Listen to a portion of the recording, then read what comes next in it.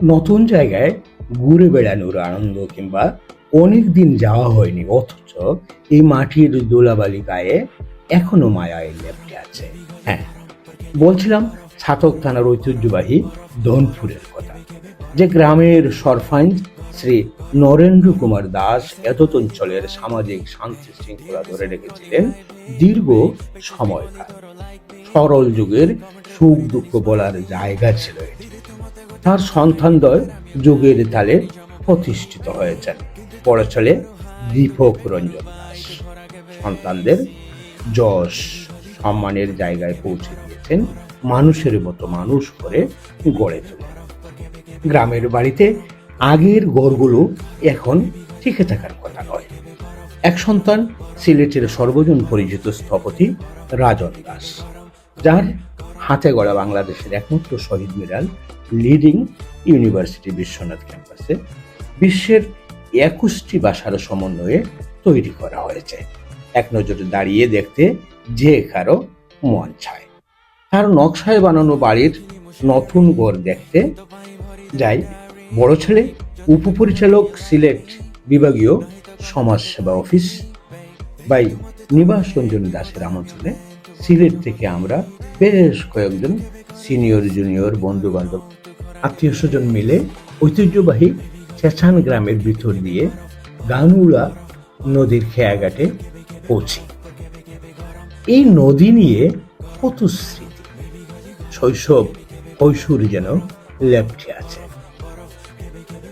এই নদীটি প্রচুর মাছ পাওয়া যায়, যার স্বাদ ভুলার নয়।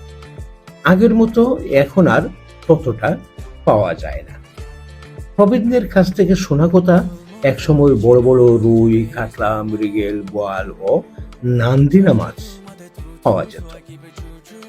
অন্য সবগুলো এখনো কম হলেও পাওয়া যায়, তবে নানির মাছ অনেক আগের থেকেই বিলুপ্ত, যা আমরা কখনো দেখিনি। খেয়াপাড়ি দিয়ে ডানে রাউতপুর, বামে ধনপুর।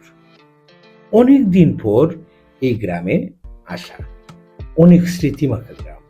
বাড়ি থেকে বেরিয়ে দেবাশিস দাস টুকটুক আমাদের সবাইকে তাদের বাড়িতে নিয়ে গেলেন। দেবাশিস টুকটুক আমরা একসাথে বড় হয়েছি। এই বাড়িতে কত আসা যাওয়া। নতুন ঘরে সবাই বসলাম, কুশলাদি চলছে। স্থপতি রাজন দাসের কারুকার্য মণ্ডিত তৈরি ঘর দেখছি। তার কাজে ভিন্নতা আর কারো কাজের সাথে যায় না। তার নকশায় সিলেট সহ দেশের বিভিন্ন জেলায় গড়ে তোলা ভবন কিংবা উঁচু উঁচু দালানগুলো দেখলে দূর থেকেই চেনা যায় এটা রাজন দাসের করা কাজ। এখানেও ঠিক তাই, ভালো লাগলো। চা নাস্তার ফাঁকে অনেক গল্প কথা, পুরনো স্মৃতি উঠে আসছে কথা বলতে বলতে। আর আসবেই না কেন, এখানে বসে কত কথা বলা হয়েছে, কত সুখ দুঃখ লুকায়িত রয়েছে এই ভিটামাটি ঘিরে। কত মানুষের আনাগোনা ছিল এখনকার সময়ে, যাদের বেশিরভাগই এই জগতে নেই। এবার গ্রাম দেখতে বেরিয়ে পড়ে। বড় আমনের মৌসুম, হালিখাতে কৃষকের ছুটে চলা, হাল চাষের পর নতুন ধানের গাছ রুয়ে দেওয়ার ঘড়িঘড়ির সময়। প্রকৃতি তার মতো করে সেজে উঠেছে। বাঁশ জাড়ের নিচ দিয়ে হাঁটতে হাঁটতে নদীর পাড়ে সবাই বসে প্রকৃতিকে দেখছি। আমারে বানাই বানি তোমার পীড়িতের কান্ডারি। বাবের দেশে তাকো কন্যা গো কন্যা, বাবের দেশে বাড়ি। আমারে বানাই বানি তোমার পীড়িতের কান্ডারি। সিলেটের জনপ্রিয় ফোক শিল্পী বাই মিজানুর রহমান মিজানের গলা বেয়ে অবলীলায় বেরিয়ে আসলো গ্রামীণ প্রকৃতির গান। এই প্রকৃতিকে অবলোকন করছি আর গল্প কথায় মেতে উঠছি। গ্রামের আত্মীয় পরিজনদের নিয়ে এক চমৎকার দুপুর কাটানো হচ্ছে। গল্প কথা করতে করতে বাড়ি থেকে হঠাৎ ডাক আসলো, এখন খাওয়া দাওয়া করতে হবে।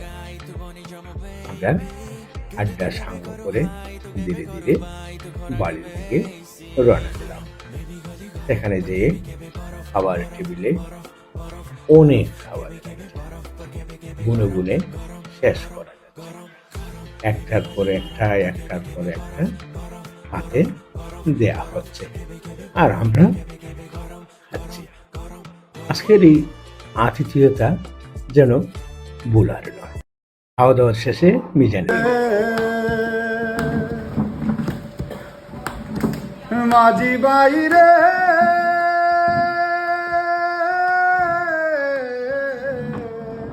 তুমি কোন দেশে যাও বাইয়া, শুন মাঝি ভাই তোমায় জানাই একটু ধীরে মা কয় খবর। এবার বিদায়ের পালা। সকলের কাছ থেকে বিদায় নিতে নিতে আমরা ছুটে চলেছি গ্রামের পথে খেয়াঘাটে।